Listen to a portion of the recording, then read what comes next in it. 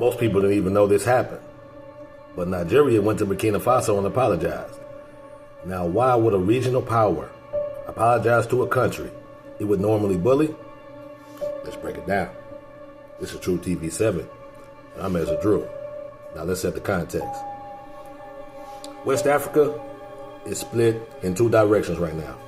You have Nigeria, you have the countries that are still aligned with the United States and France and their strategic interests, right? And then on the other hand, you have the AES states. That is Burkina Faso, that's Mali, and that's Niger, right? Who have kicked out foreign control and rebuilt their military and their governmental structure. Now, let's start with what happened in Benin, in case you haven't heard, right? Recently, there was an attempted coup, and that's not speculation, that's confirmed. And what's clear is Nigeria intervened, the coup was stopped, the coup leader reportedly fled into Togo. That's not speculation, that's confirmed. Now, here's where the reports start to split, because some sources, they say that the leader of the coup in Benin actually fled into Togo, then entered Burkina Faso, and is being protected by Ibrahim Traore and them right now. Now, that's not actually confirmed. That's speculation, so let's keep that honest.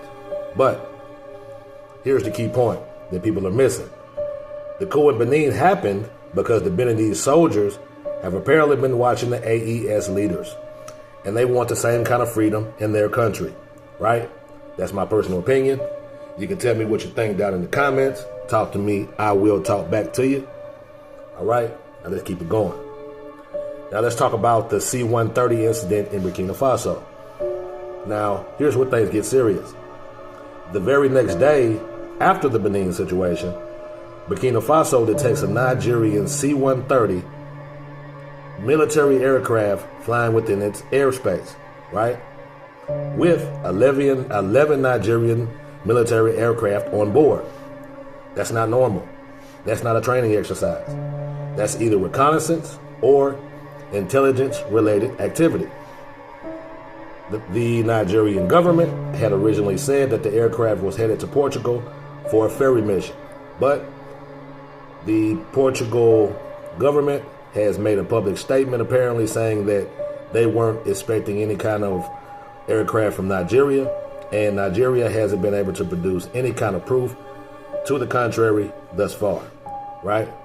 But Burkina Faso does not play, so they forced the aircraft to land, they detained the personnel, and they secured the aircraft. That's what we do know. Now, Nigeria's initial response, at first they made threats. That's the usual script, right? Pressure, intimidation, acting like Burkina Faso is Benin. But apparently something has changed. The reality check, right? Behind closed doors, apparently they were chopping it up with their friends in France, and the message was made very clear. Burkina Faso is not Benin, right? Burkina Faso is not weak. Burkina Faso is not isolated, right? Burkina Faso has advanced air defenses, modern day radar infrastructure, modern military equipment, combat experienced leadership, a community watch program that reports suspicious activity to the government directly by telephone with immediate military response, a well-trained, war-hardened rapid response team, and also a VDP, which are the Volunteers for the Homeland, right? They have alliances with local militias within Burkina Faso, Mali, and Niger that have chosen to support the AES initiative with their military training, war training, and resources. And the AES gave them some new equipment. The AES has AES intelligence coordination. All three states sharing intelligence, right? They have active cooperation with Mali and Niger, of course. Not to mention, they have a strategic military alliance with Russia and other world superpowers that have already made it crystal clear that they're willing to do anything they have to do to protect their strategic interest in the AES region, right? That's very key. So here's the quiet part people don't want to say out loud. France, they would have already invaded the AES. But they haven't, not because they don't want to, but because they can't without major consequences, right? See, France still has intelligence agents to this day locked up in Burkina Faso, right? And if, like, Burkina Faso was that easy, France would have been ran down on Burkina Faso for that, right? So, why Nigeria apologized? Let's talk about that. So, Nigeria had two options. They can go ahead and escalate and risk a regional war that they are not prepared to win, or option two, they can de-escalate, apologize, and save face. And of course, they chose option two. That apology was not respect. That apology, that was strategy. Now, Nigeria versus Benin versus the AES, right?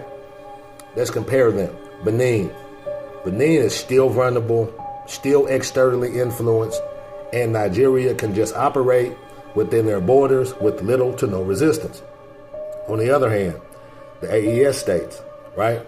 They're unified. They're militarily prepared. They're politically aligned. And they've already shown that they're willing to detain spies, aircraft, soldiers, and anybody else that crosses that thin red line, right? That's the difference between Benin and Burkina Faso. Now let's talk about why this apology does not mean friendship. Now don't get it twisted. Nigeria apologizing does not mean Nigeria subtly respects Burkina Faso. If Nigeria truly supported sovereignty, they wouldn't be helping suppress soldiers in Benin right now, and they wouldn't be targeting military personnel trying to free their nations, right? These soldiers in Benin were trying to do exactly what Ibrahim Traoré did in Burkina Faso, what Assimi Goïta did in Mali, and what General Tiani did in Niger, right? That's the part nobody wants to talk about, all right? So understand this clearly. Nigeria didn't have no change of heart. Nigeria had a change in calculation. Now, power respects power. Preparation stops aggression, and Burkina Faso just proved that they are no longer a playground. And if Nigeria wants to smoke, they're going to get the whole smoke drum. Now, if you didn't know this is happening, now you do. So please hit me with the follow. Please share and stay informed, because West Africa is indeed changing, and it's changing fast. Right? Now, let me end with a tone of hope and unity and wisdom. Right? Nigeria and Burkina Faso are brothers. Nigeria is in Burkina Bay, their family, connected by blood, history, culture, and struggle. What happened today, Nigeria stepping back instead of escalating, that was definitely a step in the right direction for Africa. So let me make it very clear with this wisdom and not emotion. As somebody like myself with a military background, with an incarceration background, and a street background, I can tell you this very plainly. You judge people's actions, not their apologies. Right? That's not hate. That's the art of war. That's survival. And that right there, that's discernment. An apology does not automatically mean friendship. Right? It means the cost of conflict has become too high. There's a such thing as somebody rocking you to sleep, coming to you and apologizing, acting like they're so sorry. So they'll hope that you'll go ahead and let your guards down, so they can go ahead and take you down easily without much of a fight, because you think it's all over, right? You think it's water up under the bridge, right? There's nothing wrong with acknowledging that Burkina Faso's strength forced restraint from Nigeria, because deterrence still saves lives. Peace through strength is still peace. And like Ibrahim Traoré said, he feels like if they want peace, they got to be prepared for war. Now, at the same time, I want to give a genuine shout out to my brothers and sisters in Nigeria and Mali, because I recently found out that my sister, same mother, same father, took a DNA test, and it showed that we have Nigerian, Central African, and Malian ancestry. And my mom had already told us that it said in our family tree that we came from Guinea, Africa region, and I've done research, and that's where the ships and the ship ports were that they shipped us out from throughout to the other countries throughout the diaspora, right? So they were gathering people from all the other regions of Africa and bringing them to Guinea, right? So this is personal for me. So let me make this very clear with my deeper belief. I believe that African Americans and our brothers in West, Central, and South Africa, and throughout the Caribbean, and throughout the other countries, throughout the diaspora, I believe that we are the children of Israel within the Holy Bible. Scattered but not forgotten, divided but waking up. But we're seeing right now in Africa leaders standing up, foreign powers being checked, people reclaiming sovereignty. This isn't random. This is our people remembering the strength that they originally had, right? This is prophecy. This is Jacob rising, right? So my ultimate hope isn't war.